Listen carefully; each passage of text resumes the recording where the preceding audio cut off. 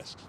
Governor, you said that in January Trump kind of threw out a lot of the AI policy, but in April he had an executive order that was calling for exactly these kinds of public-private partnerships on AI. Yeah. Is this an area where the two of you might agree?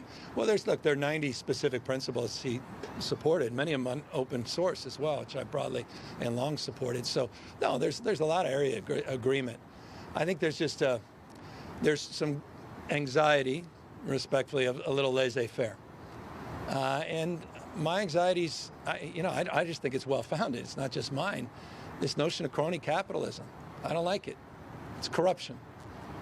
People that can afford to make a phone call, afford to get an exemption on a tariff, afford to get something no one else can get, afford to even get in the door. I've never seen open corruption like this in my life. I've never seen, thing I took for granted, healthy horse pulling a sturdy wagon, I think is how Churchill described free enterprise. I don't feel it's so healthy right now under the Trump administration. I think it's very reminiscent of things that I read about in the history books going on in other countries. And I'm very concerned about a healthy ecosystem. And I'm very concerned about the status of free enterprise in this country.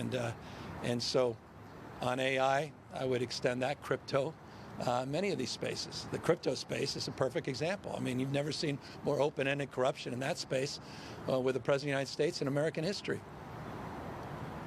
Just blatant. It's a guy who was vehemently against crypto, and now he's fawning over. We've been steady on that for years and years. Did an executive order in that space many years ago. He dismissed it outright until he realizes he can make a buck. So this is serious stuff. It can't be normalized and it can't be overstated. And so I just again feel like we have a role to play in all this. A balancing role, and we got to push back against this crony capitalism.